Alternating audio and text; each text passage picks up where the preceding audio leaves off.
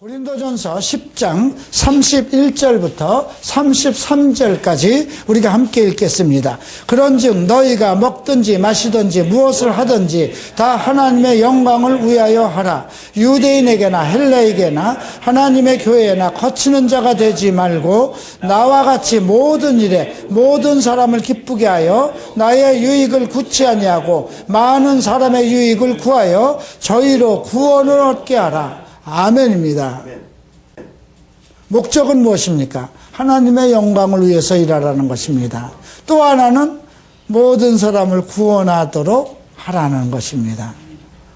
첫째, 우리의 삶, 그리스도인의 삶은 하나님의 영광됨을 위해서 사는 것입니다. 나 자신의 복을 위한 것이 아니라 나의 주인 되시고 나의 창조자 되시고 내 인생의 인도자 되시는 하나님의 영광을 위해서 살아가는 것입니다. 그분이 내 인생을 주관하시고 내가 먹고 마시고 살아가는 모든 것을 주관하시기 때문에 그렇습니다. 내 영광이, 하나님의 영광이 곧 나의 영광이 되기 때문에 하나님의 영광을 위해서 살라는 것입니다. 두 번째는 모든 사람, 나와 관련된 사람, 그 사람이 나를 비방하든지 나와 철학이 다르든지 나와 얼굴색이 다르든지 나와 어떤 종교관이 다르든지 그거와 관계없이 모든 일에서 하나님의 유익을 위해서 우리가 많은 사람의 유익을 구하라는 것입니다. 이것은 우리가 인생이 가지고 있는 본능적인 것과 다릅니다. 우리의 본성은 나를 위해서 살아갑니다. 나의 만족을 위해서, 나의 유익을 위해서 살아갑니다.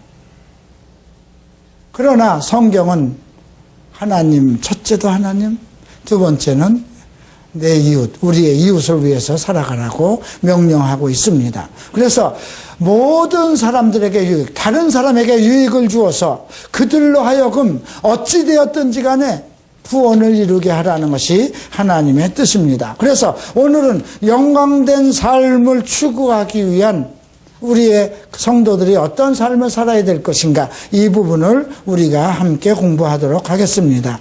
자, 이제 몇 단락으로 나눌 수가 있는데요. 첫 단락은 1절부터 13절까지 나와 있습니다. 이스라엘의 역사가 언급되면서 이것이 우리 복음 생활에 어떻게 적용되어야 되는가 하는 중요한 문제를 다루고 있습니다.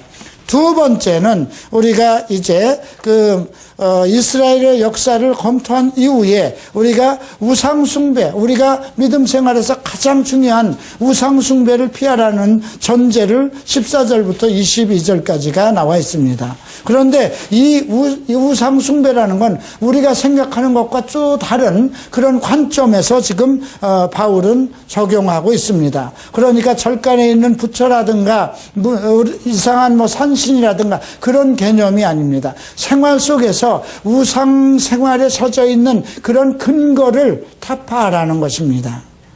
세 번째는 22절부터 33절까지는 양심의 자유에 대해서 언급하고 있습니다.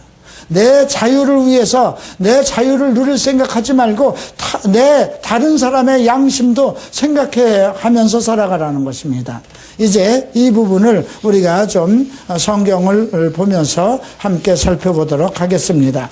자, 이제 우리가 10장 1절을 함께 보겠습니다. 형제들아, 너희가 알지 못하기를 내가 원치 아니하노니 우리 조상들이 다 구름 아래에 있고 바다 가운데 지나며 모세에 속하여 다 구름과 바다에서 세례를 받고 다 같은 신령한 식물을 먹으며 다 같은 신령한 음료를 마셨으니 이는 저희를 따르는 신령한 반석으로부터 마셨음에 그 반석은 곧 그리스도시니라. 아멘입니다. 여러분, 여기서 보면 너희가 알지 못하기를 내가 원치 못한다는 건 무엇입니까? 사도로서, 이방인의 사도로서 그에 소속되어 있는 모든 교회와 성도들은 당연히 꼭 알아야 된다는 명령입니다. 아주 특별한 강조를 한 것입니다. 바울은 이러한 강조를 4번을 사용했습니다. 그래서 고린도전서 10장 1절에서 오늘 너희가 알지 못하기를 내가 원치 않으니 이것만은 꼭 알아야 된다고 강조하고 있는 것은 이스라엘의 역사입니다. 이스라엘의 구원의 역사이고 구속의 역사이고 하나님께서 이스라엘을 어떻게 인도하셨는가, 하늘의 신령한 만나와 또 반석에서 나오는 물로 그들을 먹였다는 것입니다. 실질적으로 하늘에서 만나를 내렸고 또 목이 갈급해 있을 때 바위를 쳐서 반석에서 물을 내서 마시게 하였는데 그 반석은 곧 그리스도라고 했습니다. 은유적이고 비유적인 말씀을 썼습니다. 그러니까 이스라엘의 역사는 지금 오늘날 그리스도 복음의 시대에 어떠한 비유가 되는 것이요 은유적인 것이고 그것이 그림자이고 지금 우리가 살아가는 이 모든 생활이 복음과의 관계가 그대로 우리의 실질적인 그 형상이라는 것을 말씀드리는 것입니다. 그래서 우리가 지금 그들은 반석에 나서 나는 그 물을 마셨지만 그것이 그리스도라면 우리는 어떤 관점을 생각해야 될까요? 성경의 말씀입니다. 예수님께서 그 축제날에 그 마지막 날에 그 성전에 서서 말씀을 하신 일 있죠. 누구든지 목마른 자는 다 내게 와서 마시라 이런 말씀을 했죠. 너희 배에서 생수가 넘쳐날 것이다. 그거는 성전에 와서 성전에서 나오는 그 물을 마시라는 그 말씀이 아닙니다. 물론 그 당시에 수많은 성도들이 그 축제에 나와서 그 성전에서 길러 올리는 그 물을 마셨습니다.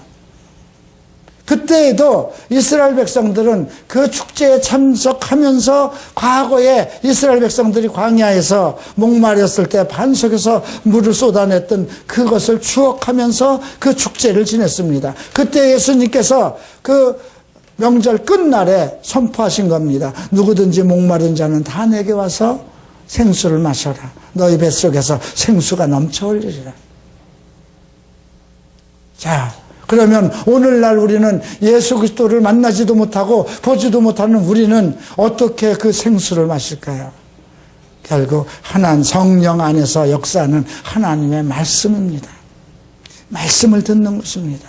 말씀을 듣고 살피고 말씀을 행함 속에서 그리스도를 만나는 것입니다. 갈급한 인생의 생수를 취하는 것이고 하늘로부터 오는 만나 떡을 먹는 것입니다. 그래서 이 이스라엘의 역사가 결국은 오늘날 우리에게 전달되는 하나님의 말씀과 성령의 역사를 언급한 것이라는 것을 바울은 우리에게 일깨워주고 있습니다. 바울이 네 가지의 어떤 그 특별히 이것만은 너희가 알아야 될 것인 네 가지의 신학을 언급하고 있는데 로마서 11장 25절에서 또 이렇게 얘기합니다. 형제들아 너희가 스스로 지혜 있다 함을 면치 위하여 이 비밀을 너희가 모르기를 내가 원치 아니하노니 이 비밀은 이방인의 충만한 수가 들어오기까지 이스라엘의 더러는 완악하게 된 것이다. 이것은 이스라엘이 지금 징계를 받는 우리가 보기에는 이스라엘이 하나님의 저주를 받아서 멸망된 것으로 알고 있지만 하나님은 택하신 백성을 버리지 않으신다는 그것을 이스라엘을 통해서 예증한 것입니다. 지금은 이방인을 구원하기 위해서 잠시 이스라엘을 밀쳐두었지만 결국 모든 이방인이 충만한 수가 돼서 하나님의 계획한 모든 숫자가 구원을 받고 나면 이스라엘의 모든 사람은 다시 구원을 하시겠다는 약속입니다. 그래서 고린도전서 10장과 로마서 11장은 이스라엘에 관한 이야기입니다. 성경의 이스라엘에 관한 이야기는 구약이 전체입니다. 그래서 이 바울의 이 가르침은 우리가 구약 성경은 꼭 읽고 이스라엘을 섭리하신 하나님의 구속사, 하나님의 예정, 이 모든 것을 우리가 구약을 통해서 깨우쳐야 된다는 말씀입니다. 또 두 가지는 무엇일까요? 고린도전서 12장 1절에 형제들아 신령한 것에 대해서는 내가 너희의 알지 못하기를 원치 아니하노니 이 말은 곧 성령론을 얘기한 것입니다. 성령 은사를 얘기한 것입니다. 성령 은사에 관해서는 우리 성도가 분명히 알아야 된다는 것입니다. 우리가 이제 앞으로 2주 후에 12과에서 이 성령에 대해서 여러분들이 성령 은사만큼은 확실히 공부를 하게 되실 것입니다. 또 이제 데살로니가전서 4장 13절에는 형제들아 자는 자들의 가에는 너희가 알지 못함을 우리가 원치 아니하노니 이는 소망 없는 다른 이와 같이 슬퍼하지 않게 하려 함이라. 이 말은 무슨 뜻인가요? 이제 종말론에 대해서, 그죠? 휴거에 대해서는 꼭 알아야 된다는 것입니다.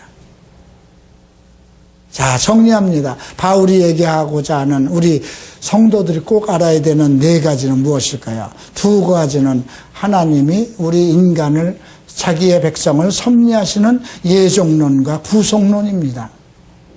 또 하나는 이제 신약 시대에 와서 우리에게 주신 은사에 대해서는 꼭 알아야 된다는 것입니다. 또 하나는 이제 그리스도의 날에 우리가 영광을 그리스도와 함께 받기 위해서 이제 휴거에 대해서는 꼭 알아야 된다는 것입니다. 여러분들, 그래서 고린도에선 정말 대단한 것을 공부하게 됩니다. 자, 그래서 바울은 고린도전서 10장 1절부터 13절 가운데서 몇 가지 우리에게 경계하는 것이 있습니다. 4~5절을 봅니다. 그러나 저희의 다수를 하나님이 기뻐하지 아니하셨으므로 저희가 광야에서 멸망을 받았느니라. 그들은 정말 그 애굽에서 구속을 받아서 홍해를 가르고 광야에 왔지만 40년 동안 광야를 헤매고 가나안 땅으로 들어가지 못하고 모두 죽었습니다. 왜 그럴까요?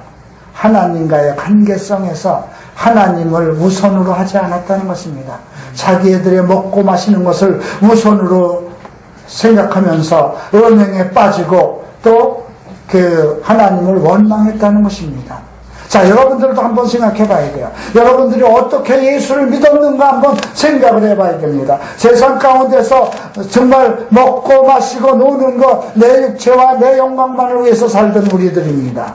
그런데 그러한 죄 가운데서 죄를 끊고 내가 의인이다, 예수 그리스도를 믿은 것 그 하나로 하나님의 자녀가 되는 권세를 주고 우리를 이제 낮이면 구름 기둥에서 밤이면 불기둥으로 우리를 보호하시고 먹을 것과 입을 것을 주시고 인도해내십니다. 그런데도 늘 이스라엘 백성들과 똑같은 일을 하고 있습니다. 자, 그들이 보면, 자, 7절에 보면 저희 중에 어떤 이들은 이들과 같이 너희는 우상 숭배만 하는 자가 되지 말라. 기록된 바 백성이 앉아서 먹고 마시고 일어나 뛰논다 함과 같으니라. 이것은 이제 모세가 하나님의 말씀을 받으러 산에 올라갔을 때에 그 아론과 그 밑에 있던 백성들이 송아지를 잡아놓고 금송아지를 만들어 놓고 이것은 우리의 신이다, 그리고 우상 숭배를 하고 그 앞에서 먹고 떠놀던 일을 얘기를 하는 것입니다. 이러한 것들이 지금 우리에게는 없을까요? 있습니다. 예, 여러분들이 세상 가운데서 오직 하나님의 영광만을 위해서 먹고 마시는 그런 생활을 하고 있습니까? 아니면 세상 가운데서 여러분들이 먹고 마시며 즐기고 하는 것이 이들과 다를 점이 무엇이 있을까요? 남의 집 술판에 가서 놀기도 하고 회사에서 어떤 그 술판에서 어울리기도 하고 전혀 하나님의 영광과 되지 않는 그런 가운데서 여러분들의 생활 속에서 그것을 기뻐하고 그것을 즐거워하지 않느냐 이 말입니다. 여러분들 잘 생각해 봐야 돼요. 오직 하나님의 무엇을 마시든지 먹든지 뭐든지를 하든지 하나님의 영광만을 위해서 해야 되는데 세상 사람들 속에 어울려서 먹고 마시고 춤추고 노는다면 그것이 우상 속에 빠져있는 생활이라는 것입니다. 또 28절에서 이런 말씀이 있습니다. 저희 중에 어떤 이들이 간음하다가 하루에 23,000명이 죽었나니 우리는 저희와 같이 간음하지 말라. 음행에 대해서 다루는 것입니다. 하루에 23,000명이 죽었다는 그 이스라엘 역사서 민수기에 나오는 이것을 지금 예증하고 있는 것입니다. 민수기 25장 1절에는 이스라엘이 시팀에 머물러 있더니 그 백성의 모압 여자들과 음행하기 시작하니라. 그래서 연병으로 24,000명이 죽었다는 겁니다. 하나님이 역병을 내려서 하루에 한순간에 24,000명이나 죽게 하셨다는 것입니다. 이것은 물론 거짓 선지자가 발람이 개입되어 있었어요. 그 이스라엘 백성이 가나안 땅으로 들어가기 위해서 모압 땅을 지나가야 됐습니다. 근데 모압의 그 조상이 누구인가요? 여러분, 그 아브라함의 그 조카되는 이스마엘의 딸이 낳은 롯이 낳은 그 족속입니다. 그러면 조상으로 올라가면 서로 이스라엘 백성이 이제 가나안 땅으로 하나님이 인도하신다면 길을 내주고 축복해줘야 되는데 오히려 그들이 축복되는 것을 막고 있었다는 것입니다. 그래서 그 당시 이방인 선지자 발람을 데려다가 이스라엘 백성들을 저주하라고 그 발람 왕이 금과 은을 많이 내립니다. 그러나 발람은 계속해서 내가 하나님의 백성을 저주할 수 없다고 하나님의 말만 전하겠다고 하지만 마음속에서는 은근히 그 많은 재물과 영광을 바라고 있었습니다. 입으로는 하나님의 영광, 하나님이 하신 말씀 아니면 안 한다. 수많은 목사들이 나는 성경대로만 살 것이다, 내가 하는 모든 말은 하나님의 말씀이다, 이렇게 얘기를 하면서도 은근히 마음속에선 자기의 영광과 재물을 축적하려고 하는 발람 선지자와 같은 그런 사람들이 많다는 것입니다. 그래서 계시록에서도 이미 내가 내게 책망할 것이 있느니 자칭 선지자라는 이세벨을 내가 용납함이니 그가 내 종들을 가르쳐 꿰어 음행하게 하고 우상의 재물을 먹게 하였다고 했습니다.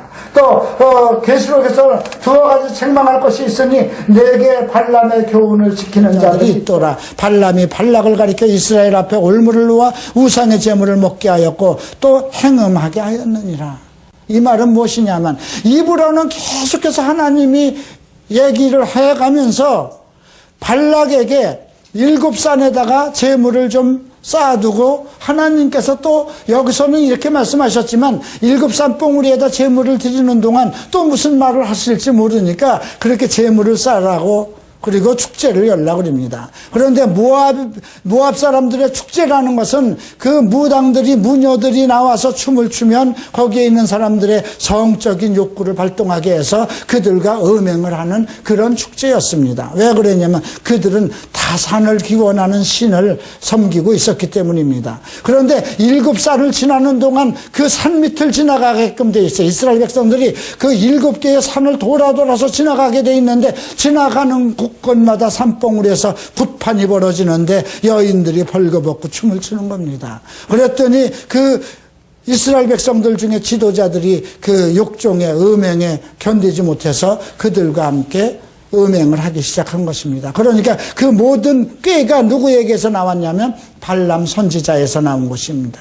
오늘날도 얼마나 잘못된 목사들이 축복이라는 것을 미명해서 하나님께서 내게 성령의 은사를 줬다, 성령의 축복을 줬다 하면서 거짓된 말로 성도들에게 이상한 축제에 참석하게 하고 기도원에 모이게 하고 많은 헌금을 바치게 하고 잘못된 예배 행위에 빠지게 합니까? 똑같은 얘기라는 것입니다. 지금 바울이 얘기하는 것이. 자, 이제 세 번째 봅니다. 9절. 저희 중에 어떤 이들이 주를 시험하다가 뱀에게 멸망을 받았느니 우리는 이와 같이 시험을 하지 말자. 자, 백성들이 모세가 그들을 이끌고 갔는데 먹을 것과 마실 것이 부족하니까 원망을 합니다. 어찌하여 우리를 애굽에서 인도하여 이 광야에서 죽지게 하는 거, 이곳에는 식물도 없고 물도 없도다. 우리 마음이 이 박한 식물을 싫어하노라 하며 여호와께서 불뱀들을 백성 중에 내어보내 백성을 물게 하심으로 이스라엘 백성 중에서 죽는 이가 많더라. 많은 그리스도인들 중에도 내가 이 교회를 갔더니 오히려 시험만 오고 오히려 직장에 문제가 생기고 어려움이 많도다 하고 시험 많이 불평할 때가 있습니다. 네.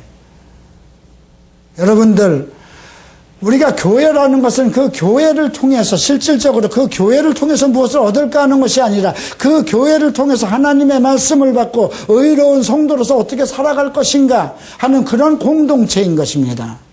그런데 마치 목사가 어떤 무엇을 축복이라도 해서 그 축복이 그에게 머무는 것처럼 생각하고 그리고 그런 것이 이루어지지 않을 때는 지도자에게 불평불만을 하고 이 원망을 하게 된다는 것이죠.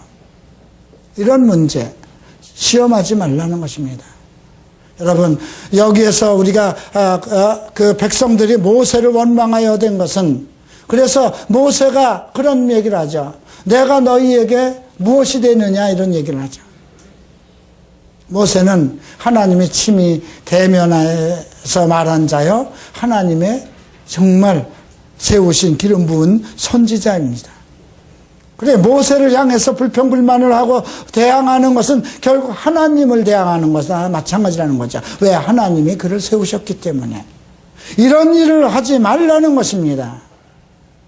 또 어떤 일이 있습니까? 우리가 주를 원망하는 말이 나오죠. 10절 보면 저희 중에 어떤 이들이 원망하다가 멸망시키는 자에게 멸망하였느니 너희는 저희와 같이 원망하지 말라 나옵니다.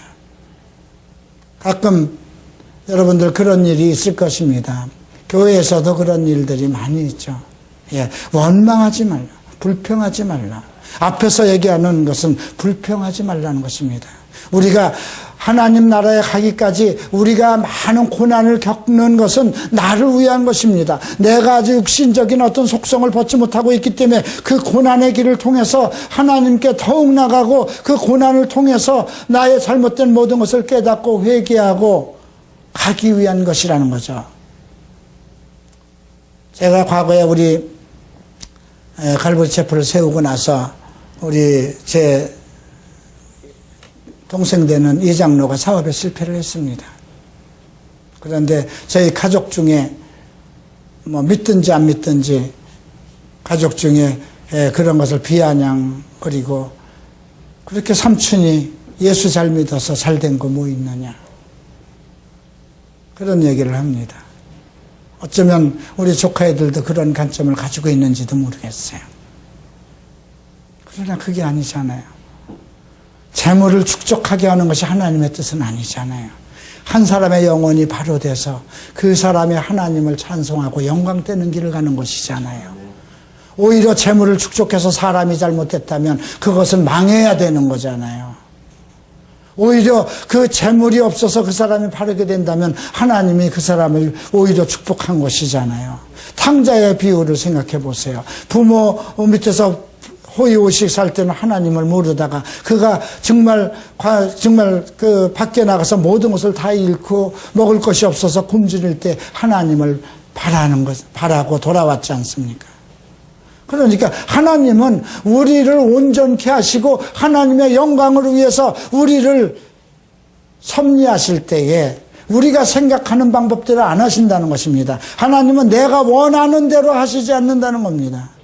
제가 정말 이제 목사 생활을 이렇게 하면서 발견한 거는 하나님은 내 뜻대로 하시지 않는다는 겁니다. 제가 얼마나 많은 이 작은 교회에서 많은 계획을 세우죠. 아마 여러분들이 생각하기에 아마 이호나 목사는 좀 아이디어 뱅크다 할 정도로 참 제가 그런 여러 가지 아이디어를 잘 내고 일을 잘 벌립니다. 그러나 다 성공하는 것은 아닙니다. 제가 미국에 20년 전에 갔을 때 미국 갈보리 채플에도 많은 일을 한다. 근데 그것이 다 성공하는 일은 아니다. 실패하는 것은 다 하나님이 못하게 하신 것이라 생각을 하고 그 중에 하는 것. 그러나 내가 아무것도 안 하면 어떻게 될까요?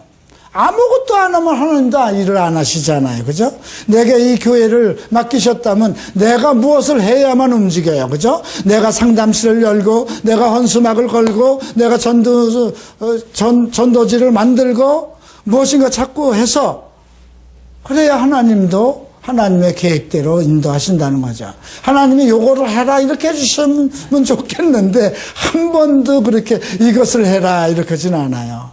근데 우리가 한남동에서 여기를 건너오는데 뭔가 하나님의 구름기둥이 일로 인도하신 건 여러분들 다 아시잖아요. 우리가 옮길 수 없는 그 상황 속에서 한 달 안에 옮겨야 되는 그 정말 절박한 상황 속에서 하나님께서 정확하게 우리에게 이곳으로 옮길 수 있는 모든 것을 준비하셨다는 것. 여러분들 성령의 그 인도하심을 체험하셨잖아요. 자, 이제 우리가 무엇을 해야 될까요? 12절 봅니다. 그런즉 선줄로 생각하는 자는 넘어질까 조심하라. 여러분들이 믿음 안에서 자신을 가지고 있다고 하는 자는 넘어질 것을 조심하라. 사람이 감당할 시험 밖에는 너희가 당한 것이 없나니 오직 하나님을 믿고서 너희가 감당치 못할 시험 당함을 허락지 아니하시고 시험 당할 점 또한 피할 길을 내사 너희로 능히 감당케 한다. 하나님이 우리 앞에 있는 모든 어려운 일들은 우리가 감당할 수 있는 것만 주신다는 겁니다. 감당하지 못할 할 것은 주시지 않는다는 겁니다. 나만 당하는 것이 아니라 이 땅에 있는 모든 사람들이 그 감당할 수 있는 시험만을 내게 주신다는 것입니다. 그러나 나만 당하는 것이 아니라 이 땅에 있는 모든 사람들이 그 감당할 수 있는 시험만을 내게 주신다는 것입니다. 그러나 내게 감당할 수 없는 시험이 있을 때는 반드시 피할 길을 주시는 것이 하나님의 은혜이고 사랑인 것입니다. 이것이 우리가 성도이기 때문에 주시는 축복인 것을 믿으시기 바랍니다. 그러므로 이제 바울은 그런즉 내 사랑하는 자들아 우상 숭배하는 일을 피하라 그럽니다. 우상 숭배가 무엇인가요? 그 앞에서 이스라엘 역사 속에서 나타났던 모든 일, 성령 안에서 행하지 않고 인간적인 방법과 인간적인 생각과 육신의 정욕대로 움직인 것이 전부 다 이방인들이 행하는 일이기 때문에 우상 숭배를 하지 말라 그러죠. 15절 봅니다. 나는 지혜 있는 자들에게 말한 것 같이 너희에게 내 이르는 말을 스스로 판단하라. 여러분들도 이제 그리스도 안에 있기 때문에 이 성경이 가리키는 말들을 스스로 판단하라는 것입니다. 그러면서 무엇을 얘기합니까? 성찬에 대해서 얘기합니다. 우리가 축복하는 축복의 잔은 그리스도의 피에 참여함이 아니며 우리가 떼는 떡은 그리스도의 몸에 참여함이 아니냐. 떡이 하나여 많은 우리가 한 몸이니 이는 우리가 다 한 떡에 참여함이라. 지금 성찬을 가지고 얘기합니다. 오늘 우리가 성찬 예배입니다. 성찬에 참여하는 자들은 떡이 하나요. 예수 그리스도의 몸이 하나요. 그래서 그 몸을 나누는 우리가 한 지체이고 우리가 다 한 떡, 그리스도의 그 피에 은혜에 참여한 자라는 것입니다. 그러나 육신을 난 이스라엘을 보라 재물을 먹는 자들은 재물에 참여하는 자들이 아니냐. 그들이 종교성을 가지고 있어도 하나님의 말씀과 하나님의 성령의 은혜 속에 있지 않고 자기네들이 어떤 재단의 욕심을 가지고 있고 교회의 어떤 교권을 가지고 있는 이스라엘 백성들을 비유로 하는 것입니다. 오늘날도 마찬가지입니다. 하나님의 말씀과 성령에 참여해서 오직 그리스도의 영광만을 나타내는 교회가 되어야 되는데 교회가 목사를 중심으로 해서 어떤 교권을 확립하려고 들고 어떤 재물에 추척을 하려고 들고 그 재물에서 얻어지는 많은 재물, 교회에서 얻어지는 많은 걸로 이익을 얻으려고 하는 그런 교회가 있다면 그들은 똑같은 이스라엘 백성들이 행한 것과 마찬가지라는 뜻입니다. 그러기 때문에 바울은 19절에서 그런즉 내가 무엇을 말하느냐 우상의 제물은 무엇이며 우상은 무엇이라 하느냐. 지금 우상에 대한 것을 다른 재인식하라고 지금 언급하는 것입니다. 구약에서 얘기하는 것처럼 그 우상이 지금 현대에 와서 어떻게 우리 믿음 생활 속에 적용되고 있는가를 이해하고 깨달으라고 얘기하는 것입니다. 20절 보죠. 이방인의 제사하는 것은 귀신이 하는 것이에요. 하나님께 제사하는 것이 아니니 나는 너희가 귀신과 교제하는 자가 되기를 원치 아니하노라. 너희가 주의 잔과 귀신의 잔을 겸하여 마시지 못하고 주의 상과 귀신의 상을 겸하여 참여치 못하리라. 그러면 우리가 주를 노워하시게 하겠느냐? 우리가 주보다 강하냐? 여러분 이 말은 잘 새겨서 들어야 됩니다. 여러분들은 귀신을 섬기는 자 없습니다. 그러나 귀신에 참여하는 일이 있을 수 있습니다. 악한 일에 여러분들이 같이 도모하고 그 일에 빠지고 그 일에 즐긴다면 여러분들은 하나님의 영광을 위해서 살아가는 사람은 오직 하나님의 일에 몰두하고 하나님의 말씀을 나누고 하나님의 일을 확장시켜야 되는데 계속해서 세상이 주관하는 더러운 영적인 일에 빠지지 말라는 것입니다. 여러분 혹시 여러분들은 제사에 대해서 어떻게 생각합니까? 그건 뭐 죽은 자에게 그냥 제사하는 것 뿐인데 뭐 어쩔 수 없지 않아? 이런 생각 속에서 절을 할 수도 있을 것입니다. 많은 믿는 사람들이 추석이면 또 명절 때면 제사 문제를 가지고 고민하는 분들도 있습니다. 그러나 여러분 우리가 하나님은 절대로 사람이 죽은 사람은 그 영이 하늘로 올라가기 때문에 그 사람이 신이 되는 경우는 아무도 없습니다. 이런 일들을 지금 천주교 쪽에서는 그런 것을 어느 정도 허용하고 있지 않습니까? 예, 추모식이라는 것도 잘 생각해 봐야 되는 겁니다. 그 유교에서 어떤 그 음식을 차려놓던 습관이 있는 사람들은 꼭 추모식을 한다고 음식을 차려놓고 한쪽에다 이렇게 놓고 그리고 추모 예배를 드리면 그거 잘못된 것입니다. 추모 예배라는 것은 그분의 돌아가신 분에 대해서 우리가 잘못된 점을 회개하면서 가족이 모여서 그분의 명복을 빈다는 것도 개념이 잘못된 겁니다. 죽은 자는 이미 하나님의 주권 속에 들어가 있기 때문에 우리가 명복을 빈다고 해서 좋아지는 것이 아닙니다. 절간에 가서 절하는 사람이 부처 좋으라고 절하는 거 아니잖아요. 마찬가지입니다. 우리가 그런 관점에서 우리가 생각을 해야 됩니다. 예. 자, 이제 23절부터는 양심에 관한 얘기를 합니다. 23절 함께 읽겠습니다. 모든 것이 가하나 모든 것이 유익한 것이 아니요 모든 것이 가하나 모든 것이 덕을 세우는 것은 아니냐. 이 말은 무엇입니까? 유익하지 않고 덕이 세우지 않는 일은 하지 말라는 것입니다. 그리스도의 영광을 위해서 사는 것은 모든 것이 유익해야 되고 모든 것이 덕이 되어야 된다는 것입니다. 그래서 자기의 유익을 구치 말고 다른 사람의 유익을 구하고 그리고 먹는 것에 대해서 얘기가 나옵니다. 시장에서 파는 것은 양심을 위하여 묻지 말고 먹으라. 이건 그 당시에 고린도 교회에 문제가 많았어요. 이거 먹어야 될까요? 말아야 될까요? 유대인들 중에 개종을 한 사람들이 있지 않습니까? 그들은 그러니까 이게 돼지고기인데 뭐 안 먹으면 안 먹어야 되잖아요. 그죠? 비늘 없는 거 못 먹잖아요. 그런데 이거 예수를 믿으면서 그 성경이 그 당시는 구약밖에 없으니까 구약을 가지고 공부하다 보니까 이거 먹으면 안 되네, 선지국 먹으면 안 되네, 이런 문제가 생긴 거예요. 그러니까 바울이 시장에서 파는 것은 양심을 위하여 묻지 말고 먹으라는 것입니다. 모든 이 땅에 있는 건 하나님의 것이라는 거죠. 또 불신자 중에 너희를 청했을 때는 마음 놓고 가서 먹으라는 겁니다. 예수를 안 믿는 자가 나를 불렀을 때는 하나님의 방법에 맞춰서 음식을 대접하는 게 아니잖아요. 그죠? 그들의 방법대로 음식을 줍니다. 그러니까 그들에게 어떤 우리가 먹지 않는 뱀탕이 나올 수도 있고요. 그죠? 우리가 저기 아프리카나 이런 데를 선교를 가다 보면 그들이 우리에게 주는 음식은 전혀 우리가 먹을 수 없는 것이 있을 수도 있어요. 그러나 그런 경우에는 묻지 말고 양심을 위해서 먹으라는 것이죠. 너희 앞에 차려놓은 음식을 감사함으로 먹으라는 것입니다. 그러나 누가 그거 우상의 제물이야 얘기를 하면 양심을 위하여 먹지 말라는 것이죠. 그것이 우상의 제물이라고 얘기한 사람의 양심을 위해서 먹지 말라는 것입니다.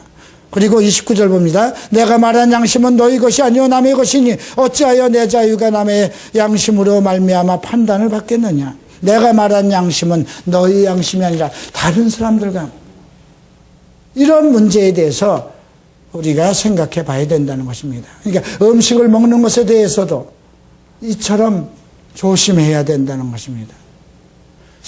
로 살아가는 것이 그러면 이 구약에 이렇게 먹지 말라고 했으니까 먹지 말아야 되지 않느냐, 그것 때문에 이렇게 좀 껄끄러움이 있을 수 있지만 시장에서 파는 건 마음 놓고 먹어라. 양심을 위해서 묻지 말라는 것이죠.